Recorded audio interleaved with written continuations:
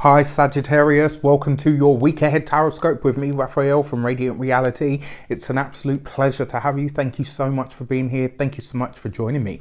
If you haven't already, please don't forget to like, share, and if you should so choose and it resonates, hit that subscribe button. If you are already a continued subby, you know I love you for it.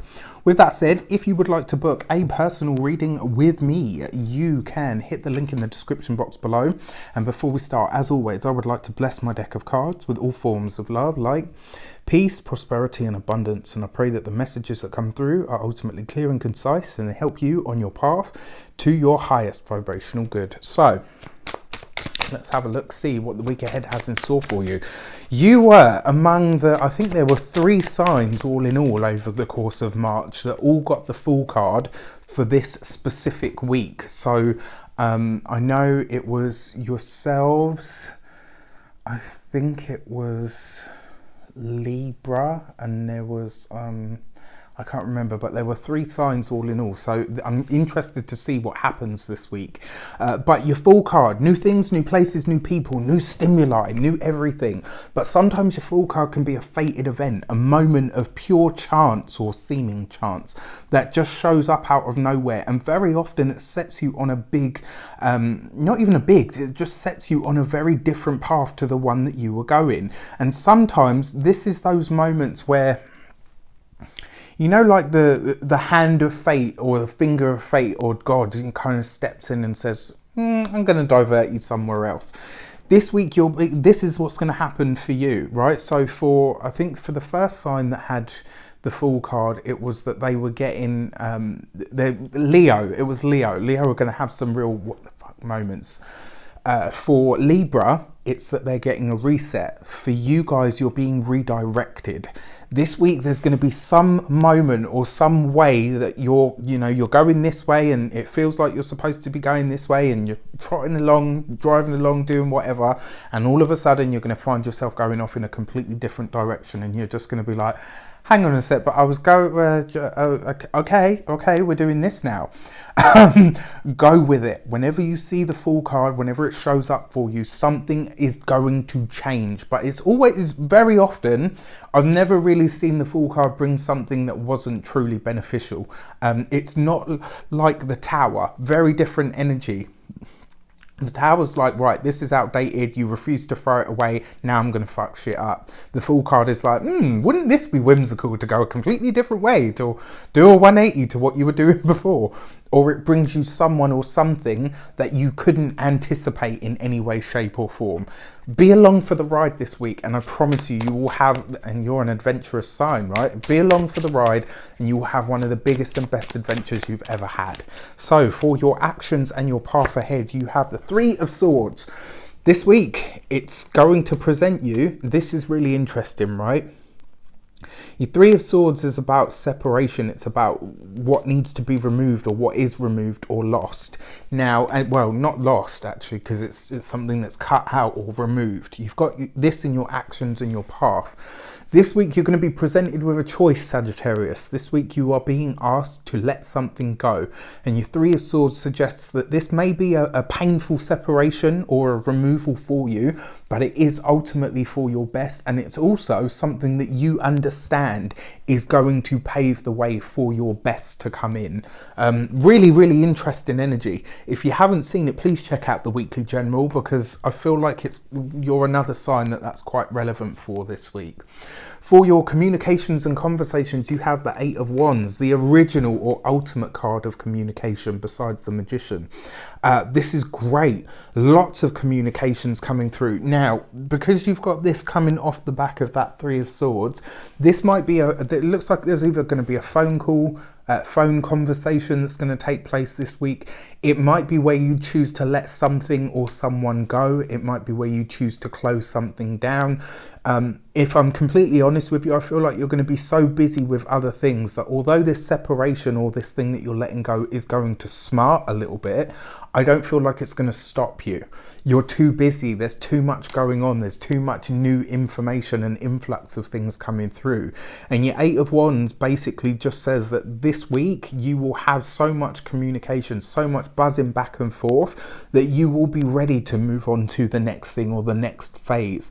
It does for a lot of you as well. It looks like you're ready to move in a different direction in some way, shape or form, and it looks like the news to do that, or certainly news of a way that you can do that. So, you know, like maybe whatever the avenue is that you need to take to get there is going to come up in conversation this week. For for your money and materials this week, you have the Tower card. Okay, right. Right underneath the Three of Swords, coming off the back of that Eight of Wands. Whatever it is, I'm just going to call it like I see it. I think you guys know me by now. Whatever it is this week that you it looks like you're having a big realization this week when it comes to your money and materials. You may look at something or someone or some situation in your life, maybe even an investment. It could be anything. This week you're going to look at it and say, you know what, for everything that I've put into it financially, it's not giving me back the rewards that I need. It's not giving me the returns that I would expect to see for everything that I've put in. And it does look like this week, and it might be a sudden shift, it might be a sudden change where you say, look, you know what, I'll give you an example. For some of you, and not all of you, but for some of you, you may have just bought some land to buy a house. And this week something comes up and you think, actually, you know what, no, I'm not going to do that. I'm just going to sell the land. For some of you, you may have already started works on building a house. And you might think to yourself, okay, holy crap, now, you know, this project is going to take me at least 100 grand more than I have to finish it. It looks like there's some sudden redirection this week. Now, because you've got the Fool card influencing this, it means that it's not going to be as bad. It's not going to be as heavy. But the Tower card is always a challenge. It's always some sort of upheaval. Now, whatever it is that you're removing or deciding not to move ahead with or not to go ahead with, maybe there's a big purchase that you kind of say this week, actually, you know what, as much as I want it, as much as I thought I needed it, I'm going to go in a different direction.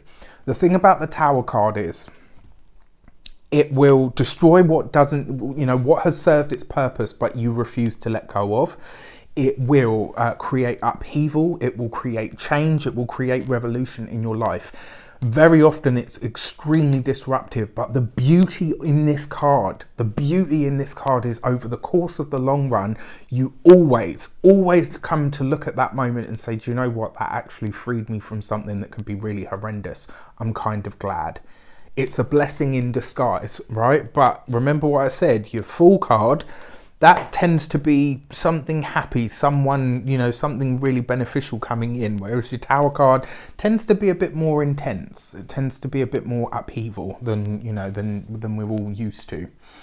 For your love and relations, you have the Seven of Pentacles.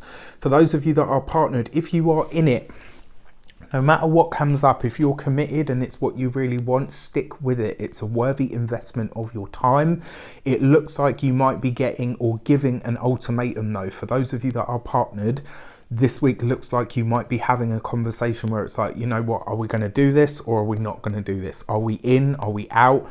Are we together? Or are we not together? You're having a big talk this week. For those of you that are single, this is about you asking yourself, what am I actually wanting to invest in now? What is it that I really am wanting to put my heart and soul into? What is it that I'm actually willing to put my time and effort into?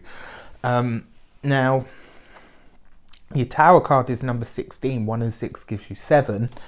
And this is the Seven of Pentacles. So a very interesting energy. It does look like money may be impacting on relationships this week in some way, shape or form. Now, the interesting thing for me is I'm not entirely sure if it's, you know, somebody's taking money or anything like that. I feel like it's just the bigger financial questions are putting strain on the relationship this week. All right, so consider that.